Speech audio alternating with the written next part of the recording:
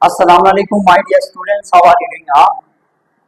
अब हम physics class first year start करने जा रहे हैं। उसमें इंशाल्लाह आपको एक एक चीज़ हम आपको बताएंगे। ठीक है, स्टार्ट ही आज हमने किया है।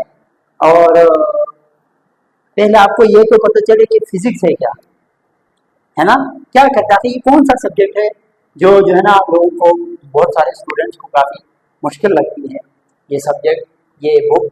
तो हम इस चीज़ को समझने जा रहे हैं कि हम इसके अंदर आखिर क्या क्या जो है ना डिस्कस करेंगे और कौन कौन सी चीज़ें डिस्कस करेंगे, और इसी क्या है इसमें जो है ना बच्चों को मुश्किल लगते हैं। मुश्किल नहीं है, ये आप पे है कि आप इसको समझते कैसे हैं। ठीक है, अगर आप इसको तरीके से तसल्ली के साथ उन्हें ये चीज़ों को समझने की कोशिश करेंगे, बहुत खूबसूरत ये एक सब्जेक्ट है आपके लिए। ठीक है, तो कुछ मालूमाती बातें आज हम डिस्कस करेंगे इंट्रोडक्शन में। इंट्रोडक्शन का तो मुफीद बातें जो आपकी डेली जनरल लाइफ में भी काम आए। ठीक है, ऐसी बातें आप लोगों के साथ आज मैं डिस्कस करूंगा। देखते हैं वो कौन सी बातें। तो इंट्रोडक्शन टू फिजिक्स, फिजिक्स को डिफाइन करने से पहले कुछ बातें आपको ऐसी बताऊंगा कि जिसको सुन के आप खुद आपके अंदर ये तजस्सुस और ये क्यूरियोसिटी पैदा हो जाएंगे कि हमें और भी इस चीज के बारे में जानना है ना, समझना है। ये चीज आपके अंदर आ जाए। पहली बात तो है कि बर्ड्स फ्लाई करते हैं, इसके अंदर फिजिक्स इन्वॉल्व है। कार्स चलती है, फिजिक्स इन्वॉल्व है। सेलफोन वाइब्रेट करता है, फिजिक्स इन्वॉल्व है। इन सब के पीछे फिजिक्स कैसे इन्वॉल्व है, ये चीज आपको इंशाल्लाह इससे जो है ना क्लास के बाद इस चीज के बारे में आपका कॉन्सेप्ट क्लियर हो जाएगा। आसमान का कलर क्या है? ब्लू कलर है। ठीक है, नीला बोलते हैं ना आप उसको, नीला कलर है आसमान का। तो क्यों है, किस वजह से है? रेड नजर क्यों नहीं आता, येलो नजर क्यों नहीं आता, आज आपको पता चल जाएगा स्टूडेंट। अब इन सब के पीछे क्या रीजन है, एक एक करके मैं आपको इनके सब रीजन मैंने यहाँ पे लिखे आपको बताने की कोशिश करूंगा। बर्ड फ्लाई करते हैं। अच्छा, ये जितने भी बातें मैंने आप लोगों के साथ की वो सारे के सारे फिजिक्स को या फिजिकल लॉस को फॉलो करते हैं। ठीक है, उसी इसके अंदर आपको फिजिक्स नजर आएंगे या फिजिकल लॉ नजर आएंगे। किन चीजों के अंदर? बर्ड्स के जो है ना उड़ने के अंदर, कार के चलने के अंदर, आसमान के जो है ना ब्लू होने के अंदर, स्काई के आसमान का नीला होने के अंदर, और सेलफोन के वाइब्रेशन के अंदर, इन सब में फिजिक्स इन्वॉल्व है। अब बर्ड्स में ऐसे क्या है कि बर्ड्स उड़ते हैं लेकिन इंसान नहीं उड़ पाते। इस चीज का रीजन ये है, buds used the difference in air pressure. ठीक है, बर्ड्स अपने परों के जरिए, बर्ड्स क्या करते हैं, अपने पर के जरिए कुछ इस तरीके से एयर प्रेशर डिफरेंस करता है कि क्या होते हैं कि वो एयर पे अपने पर के जरिए एयर पे प्रेशर अप्लाई करता है। हवा है ना, उस पे वो अपने पर के जरिए प्रेशर अप्लाई करेंगे। तो आपको पता है एक तरह से ये हवा पे फोर्स अप्लाई कर रहे हैं, ये बर्ड्स का एक्शन फोर्स कहलाएगा। बर्ड्स का एक्शन फोर्स क्या है, वो अपने परों के जरिए हवा पे प्रेशर अप्लाई कर रहे हैं। तो क्या आपने क्लास 9 के अंदर ये नहीं पढ़ा कि हर एक्शन का न्यूटन का लॉ है, हर एक्शन का क्या होता है, रिएक्शन होता है। तो एयर इसके ऊपर क्या लगाएंगे, नीचे से प्रेशर लगाएंगे कि जिसकी मदद से बर्ड एक जगह से दूसरी जगह जाने के काबिल हो जाते हैं। तो ये पहला रीजन जिसमें फिजिक्स इन्वॉल्व है। इसी तरह दूसरी बात, वही कांच के अंदर फिजिक्स कैसे इन्वॉल्व है, गाड़ियां चलती हैं। तो दरअसल हम आगे जाके इसके दो ब्रांचेस पढ़ेंगे, एक मैकेनिक्स, दूसरा थर्मोडायनेमिक्स। मैकेनिक्स का मतलब हम मोशन को स्टडी करेंगे। तो कार के अंदर मूवमेंट है, इसका मतलब ये है, कार के अंदर मूवमेंट है तो इसका मतलब ये है कि कार मैकेनिक्स को फॉलो कर रहे हैं।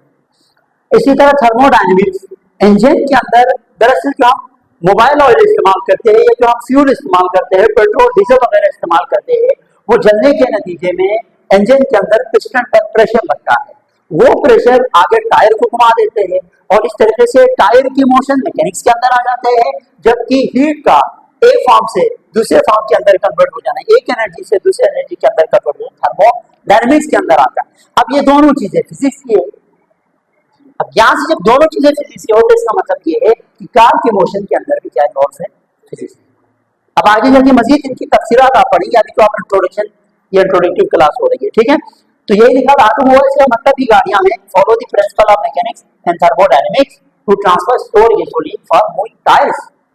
टायर के अंदर मूवमेंट क्यों हो जाते हैं, क्योंकि वो गैसोलीन टायर के ऊपर प्रेशर अप्लाई करते हैं। बस 2 मिनट में आ रहा हूँ, वेट करो, ऑफ मिनट। फिर वो टायर क्या होने लगता है, घूमने लगता है। क्यों? क्योंकि इंजन के अंदर जो पिस्टन्स है ना, उस पर प्रेशर लग रहा है। किस चीज की वजह से? अंदर के हीट की वजह से अंदर वो ऑयल वो जो यूज करते हैं आप फ्यूल उसके जलने के नतीजे में, ठीक है। तो ये आपके पास रिजल्ट का चुन सकती है। अब एक और खूबसूरत सी बात है क्योंकि काफी इंटरेस्टिंग है कि आसमान का कलर ब्लू क्यों होता है। तो इसका रीजन ये है कि अगर आप हमारे एटमॉस्फेयर को देखें, एटमॉस्फेयर का क्या मतलब है, एक होता है अर्थ जमीन, एक होता है एटमॉस्फेयर। एटमॉस्फेयर का मतलब ये है कि आपके पास जो ब्लैंकेट आप गैस है ना, आप जमीन से थोड़ा सा ऊपर तक जाएंगे ना तो आपके पास ये जमीन है, जमीन की जो ऊपर एक गैसेस की लेयर मौजूद होती है वो गैसेस की लेयर कहलाते हैं एटमॉस्फेयर। ये अर्थ है ना, अर्थ के गिर्द गैसेस की एक लेयर मौजूद होती है, उस गैस के लेयर को उस गैस के ब्लैंकेट पे कंबल को कहा जाता है। किसी चीज के ऊपर आप कंबल को लपेट ले, बिल्कुल इसी तरह अर्थ की गिर्द क्या चीज लिपटी हुई है, गैसेस, गैसेस की एक लेयर है, उसको कहते हैं एटमॉस्फेयर। तो एटमॉस्फेयर सारे के सारे आपके पास गैस मॉलिक्यूल से बना हुआ, डिफरेंट गैसेस होते हैं जिसमें मैक्सिमम आपके पास नाइट्रोजन गैस है, फिर आपके पास ऑक्सीजन गैस है, फिर कार्बन डाइऑक्साइड गैस है और कुछ दूसरी गैसेस भी इसमें मौजूद होती है। तो जब जो लाइट है सूरज की से जो रोशनी आ रही होती है उसमें 7 कलर्स होते हैं, ठीक है। कौन कौन से हैं, 1 2 3 4 5 6 7 7 कलर पर मुश्तमिल होता है, violet, indigo, blue, green, yellow, orange and red. ये 7 जो है ना आपके पास रंगें मौजूद होती है सूरज की रोशनी में।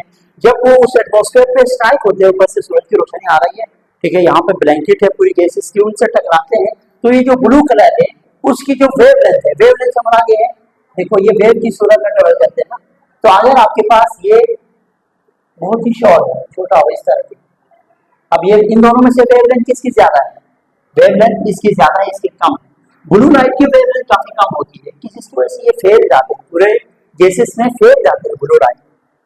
जब ये ब्लू लाइट फेल जाएंगे आप ऊपर देखेंगे तो आपको एक लाइट नजर आएगी, वो कौन सी लाइट है, ब्लू लाइट। तो आसमान का कलर आपको ब्लू क्यों नजर आता है, due to scatter of blue light. Blue light scatter हो जाते, बाकी लाइट की जो है ना वेवलेंथ ज्यादा होने की वजह से वो स्कैटर नहीं हो पाते, दैट्स व्हाई जो स्काई का जो कलर है वो क्या है। आखिरी बात, उसके बाद हम आपको फिजिक्स का डेफिनेशन बताएंगे, वो है वाइब्रेशन ऑफ सेलफोन, कि सेलफोन वाइब्रेट क्यों होता है। सेलुलर फोन्स के अंदर आपके पास इलेक्ट्रॉनिक कंपोनेंट्स इस्तेमाल होते हैं जिसमें कैपेसिटर है, रेजिस्टर है, आपके पास डायोड है, ठीक है, बहुत सारे इलेक्ट्रिकल कंपोनेंट्स है। तो उनके अंदर दरअसल इलेक्ट्रोमैग्नेटिक जो वेव्स है, ठीक है, वो रिसीव करने का, ट्रांसफर करने का डिफरेंट डिवाइसेस की मदद से वो रिसीव भी कर सकते हैं, ट्रांसफर भी कर सकते हैं सेलुलर फोन। तो उसमें इलेक्ट्रोमैग्नेटिक जो प्रिंसिपल है, इसमें आपके पास इस तरह की जो है वेव्स क्रिएट हो जाती है, इस तरह की, ठीक है, जिसे कहा जाता है इलेक्ट्रोमैग्नेटिक वेव, ठीक है। इसकी प्रॉपर एक डायग्राम आप बनाना चाहें ना, एक आपके पास यूं बनेंगे, ठीक है, इलेक्ट्रोमैग्नेटिक वेव की मैं बात कर रहा हूँ, ठीक है, इस तरह की वेव्स जो है ना दरअसल इलेक्ट्रोमैग्नेटिक वेव कहलाते हैं।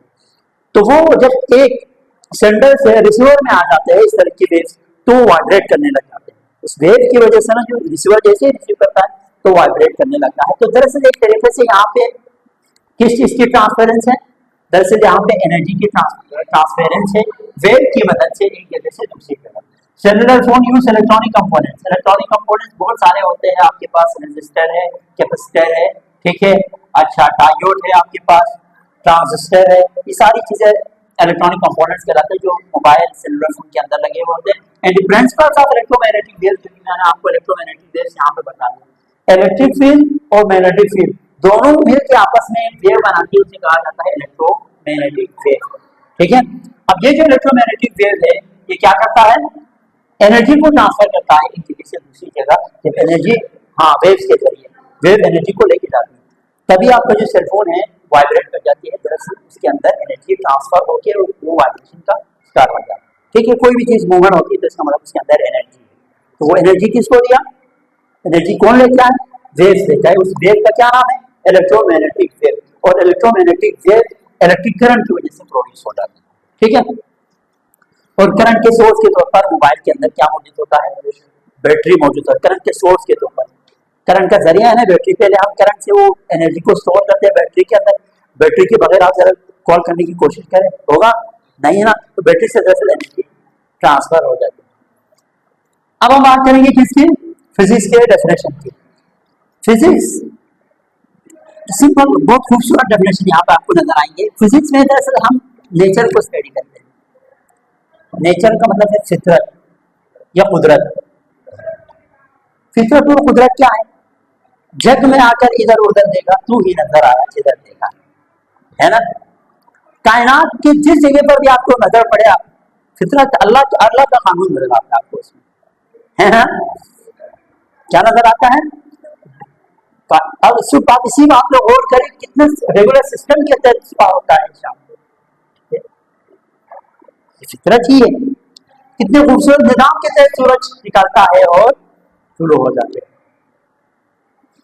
कितने खूबसूरत निजाम के तहत जो है ना आपके पास मून है वो निकलता है और आपके पास मून अर्थ के गिर्द चक्कर का, ये फितरत है।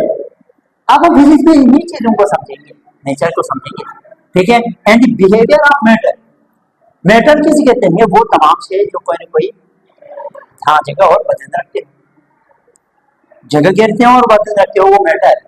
अब उसके अंदर ऐसे ही तो नहीं है ना, वो भी बहुत सारी चीजों से मिलकर बने हुए होते हैं, वो भी बहुत सारे बिहेवियर शो करते हैं, उनकी हम स्टडी करेंगे स्टूडेंट्स। एनर्जी, एनर्जी का मतलब है किसी भी चीज के अंदर काम करने की सलाहियत है।